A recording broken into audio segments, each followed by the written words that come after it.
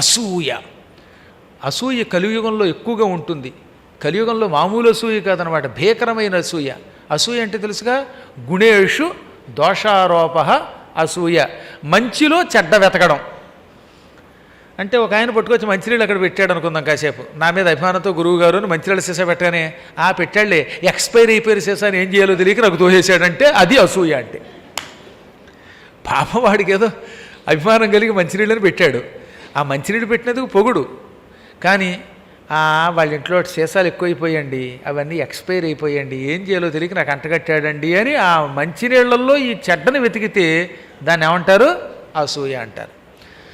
అలాగే ఒక ఆవిడకి ఏదో ప్రేమ కలిగింది, మైసూరు బజ్జీ వేసి పెట్టింది. ఆ మైసూరు బజ్జీ కొంచెం కనపగాలి చల్లారింది అనుకోండి, ఆవిడకి ఏదో జాలి కలిగే పెట్టిందిగా బజ్జీ, అది మైసూరు బజ్జీ. కానీ వీడు ఆ మైసూరు బజ్జీని ఉసూరు బజ్జీగా మార్చేసి, అది కిందటి ఏడాది వండిన బజ్జీలండి, ఏం చేయాలో తెలియక నా మొహాన కొట్టిందండి అని ఆ మంచిలో చెడ్డనే ఆరోపిస్తే దాన్ని అసూయ అంటారు. కొంతమంది మీరు ఏం చేసినా అందులో చెడ్డే వెతుకుతారు. ఒక ఆయన కొత్త పంచి పట్టుకొచ్చి కానుగ్గా ఇచ్చి పెట్టాడు, హాయిగా పంచి కట్టుకోవచ్చుగా. పెట్టాడండి పంచి, ఈ పంచి తద్దినానికి వాడికి ఎవరికో పెడితే అది నాకు అంటకట్టాడండి అంటాడు వీడు. పాప ఆయన ఏదో మంచి పంచి పెట్టాడు, ఎందుకు పెట్టాలి, ఏదో పెట్టాడు, ఎందుకు ఆ మాట అనడం? అలాగే పాపం ఒక ఆవిడకి ఏదో ప్రేమ కలిగి సత్యనారాయణగా 2000 రూపాయలు నోటు ఇచ్చాడు అనుకోండి, ఆ నోటు తీసుకుని ఇది చిరిగిపోయిందండి అందుకే నాకు అంటకట్టాడండి అంటే అది అసూయ. ఆయన ఇస్తాడని కాదు, అసలు సహజంగా ఏదన్నా ఎందులోనైనా మంచిలో చెడ్డే వెతికితే, గుణములలో దోషమునే వెతికితే దాన్ని అసూయ అంటారు. ఇక అనృతం, అసత్యం తప్ప కలియుగంలో సత్యం పలికేవాళ్ళు చాలా తక్కువగా ఉంటారు. అన్నిటికీ అబద్ధాలే, అన్నిటికీ అసత్యాలే అనమాట. చిన్ని వాటికి. అన్నం తిన్నావా, అప్పుడే కొంచెం అన్నం తింటాడు వాడు కంచం నిండా, అయినా సరే తినలేదండి నేను నియమం అండి అండం. నేను ఎక్కడ బయట తినండి, అంత పూర్వం ఎప్పుడు హోటల్లో తిన్నట్టు, ఎందుకు అసత్యం? ఎప్పుడు తినలేదా? ఇప్పుడు నేనున్నాను, నేను ట్రైనింగ్ అవుతున్న రోజులు, ఆ రోజుల్లో తప్పదు, మేము హాస్టల్లో తినవలసి వచ్చింది. కాకపోతే ఇంత దరిద్రపు తిండి తినలేదు, కొంత నయం.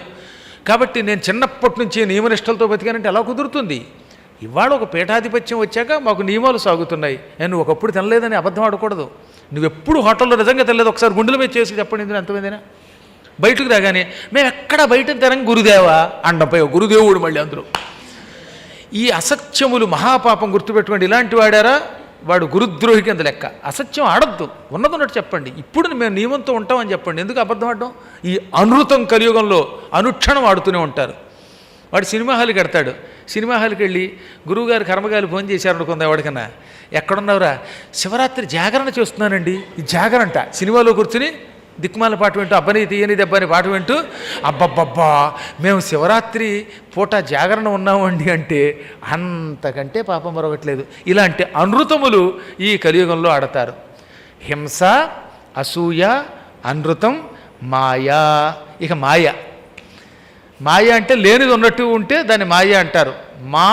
యా, ఈ వెనక నుంచి అర్థం చెప్పాలని చెప్పానుగా. యా ఏది మా లేదో అది ఉందనుకోవడమే మాయ. అందుకే ఇతరులను మోసపుచ్చుతారనమాట. అక్కడేముండదు. ఈ రియల్ ఎస్టేట్ వాడు ఒక ఆయన నన్ను తీసుకెళ్ళాడు తోటకి. ఇక్కడండి కొద్ది రోజులు ఎయిర్పోర్ట్ వస్తుందండి, ఇక్కడ పోర్ట్ వస్తుందండి, అక్కడ సముద్రం లేదు పోర్ట్ వస్తుందిట, ఇక్కడ ఎయిర్పోర్ట్ వస్తుందండి అంటాడు. ఇక్కడ వాడేదో కడుతున్నాడండి అంటాడు. అది ఎక్కడికి, గుంటూరుకు 100 మైళ్ళ దూరంలో ఎక్కడో ఉందన్నమాట. చిలకలు ఊరిపేట దాటిపోయి అక్కడికి వెళ్ళాక గజం 10,000ట. ఇక్కడ మీరు కొంటే రాబోయే 5 ఏళ్లలో మీ జాతకం తిరిగిపోతుందండి అన్నాడు. ఒక ఆయన కొన్నాడు, వాడి జాతకం తిరిగిపోయింది, ఇంక వాడి బతుకంతే. ఆ స్థలం ఇప్పుడు రూపాయి కావడం కొండం. ఇది మాయ. కలియుగంలో ఇలాంటి మాయలు ఎన్నుంటాయో అనమాట. ఓరి బాబు, వాళ్ళు చెప్పే కబుర్లు వింటే మనకు మతిపోతుంది అనమాట. నిజం చెప్తున్నాను, చాలా రోజుల క్రితం నా దగ్గర ఒక ఆయన వచ్చాడు. గురువుగారు, నేను మీకు ఒక 5 కోట్లు ఇద్దాం అనుకుంటున్నానండి డొనేషన్ అన్నాడు. వాడిని చూస్తే నాకు అర్థమైపోయిందిలేండి.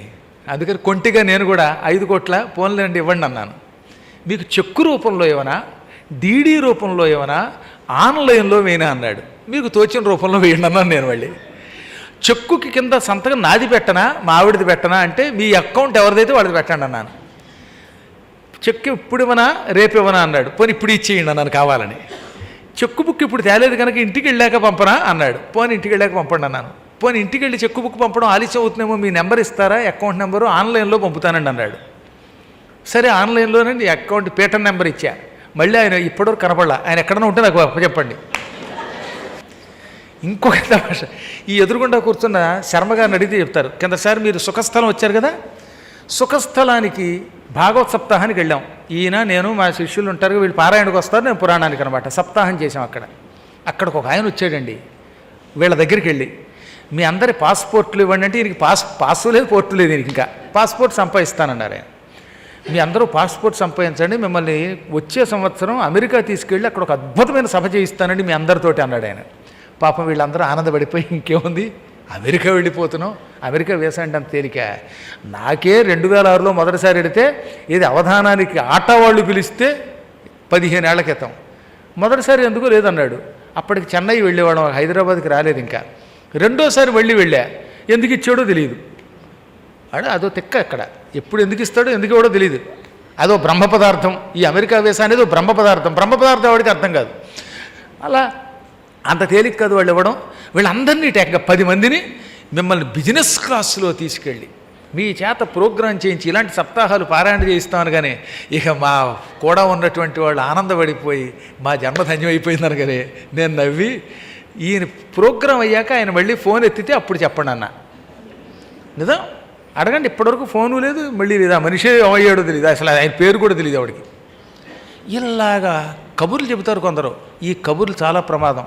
ఈ వ్యక్తులను మాయాస్వరూపులు అంటారు. ఇలా మాయ చేసేవాళ్ళు చాలామంది ఉంటారండి.